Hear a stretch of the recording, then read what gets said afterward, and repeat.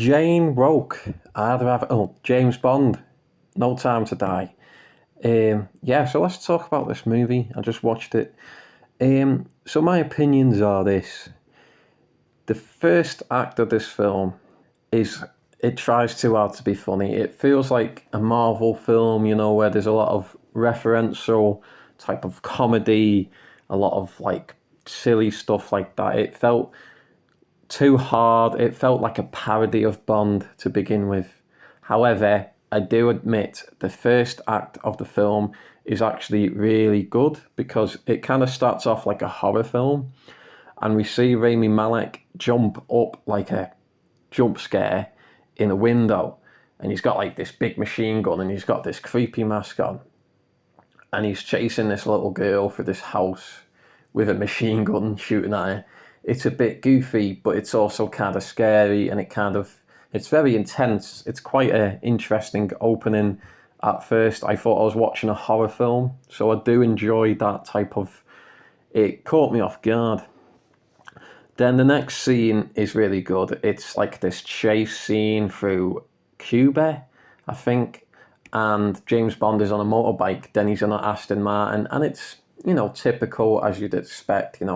Car chases, but then enemies start shooting at the car, but the windows are bulletproof, and I was getting excited. I was like, oh wow, bulletproof windows, like kind of like a gadgety car. Then he presses a button and it's got machine guns on it. And I was buzzing. I was made up with this. I was like, yes, we're getting the old fashioned James Bond, gadgety cars, machine guns out the cars, bulletproof cars.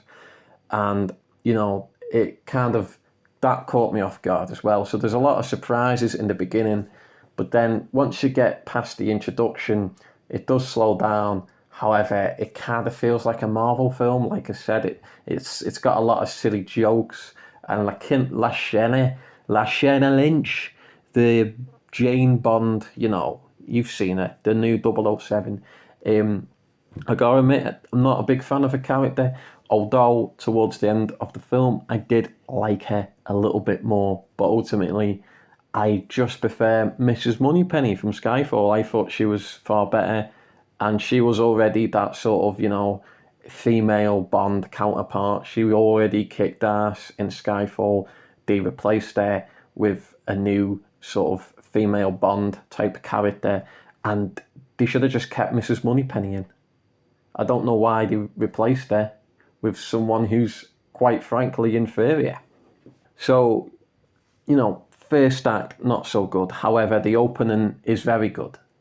So it's a very bumpy ride, this film, because once you get into the second and third act, then it actually kind of gets good again, because it's almost like the movie makers were like, hold on, I think we're going a bit too far, the movie sort of jokey, Marvel-esque humour. This isn't a superhero, Marvel, wacky adventure. This is James Bond. Let's tone the comedy down, get serious, and from the second act on, it does feel like a genuine, more serious Bond film. However, it still has those sort of mad gadgets that the original Bond films had.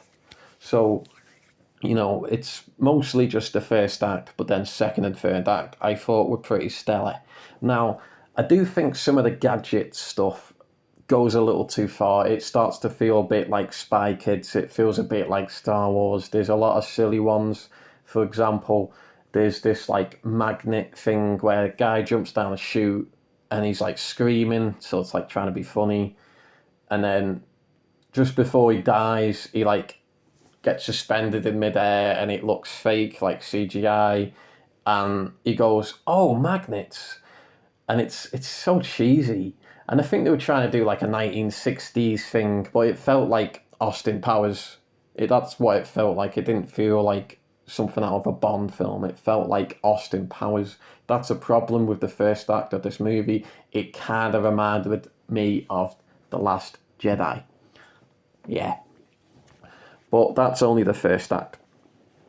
So anyway, enough with the first act. What's the second and third act? It does take itself seriously. However, I do feel like it suffers from too many villains. You've got Bloatfly.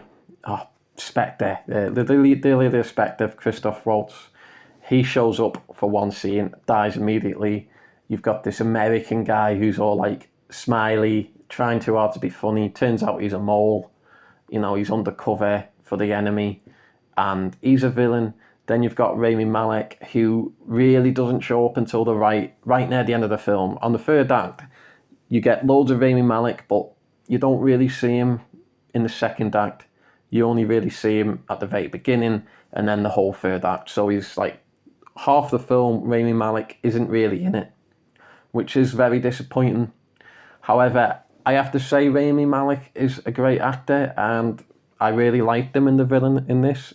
He's not as good as Skyfall's villain, but he is better than Christoph Waltz as Gloatfly, to be honest. So he's like kind of like I'd say he's the third best villain in the Daniel Craig Bond films, right next to Mads Mikkelsen and the blonde guy from Skyfall.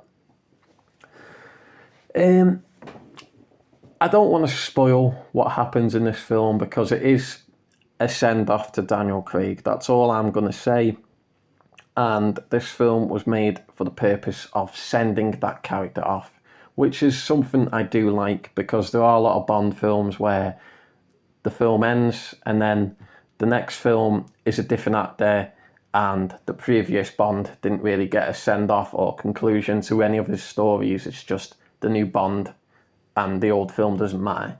In this one, they actually give him a send-off and it's a good send-off. It's emotional. I didn't cry personally, but I do appreciate the effort. I will spoil one aspect that isn't really a big deal and it's kind of already in Spectre to begin with. But he has that romance with that girl, I forget her name, the blonde one. That romance is still going and, they're a couple, they're in a relationship. She's not really a Bond girl, they're in a relationship and he kind of becomes a family man, like husband type of character. And the friend I saw this with didn't like that. I didn't like it. That's not really Bond. But at the same time, I do appreciate they were trying to end his arc. And that's all I'm going to say. But ultimately, I think No Time to Die is a fairly decent Bond film. I don't think it's the worst one. I would say it's better than Spectre. It's better than Quantum of Solace. But the other Daniel Craig films, Casino Royale, Skyfall, they are better, in my opinion. But I think this one, it's middle of the road. I do appreciate that they gave Daniel Craig a send-off rather than just ending it like any other Bond. They actually did send him off so a new Bond can walk in. Hopefully not Lashana Lynch. Anyway, that's my review. I would give this film maybe a 7 out of 10, in my opinion. I thought it was alright, it was alright. It felt a bit too long. The beginning, it was just too many jokes, felt like a Marvel film and not in a good way. But then it kind of like almost realised it needs to tone down the jokes, and it did towards the end, and it got better. And in the end, I ended up liking it quite a lot. And yeah, 7 out of 10. It's alright, give it a watch, but don't expect some like the best Bond film ever, because it's just middle of the road, fairly decent Bond film. That's that. So make of it as you will. I thought it was above average. So that's my views on the film. Thanks for watching. Please like, comment and subscribe.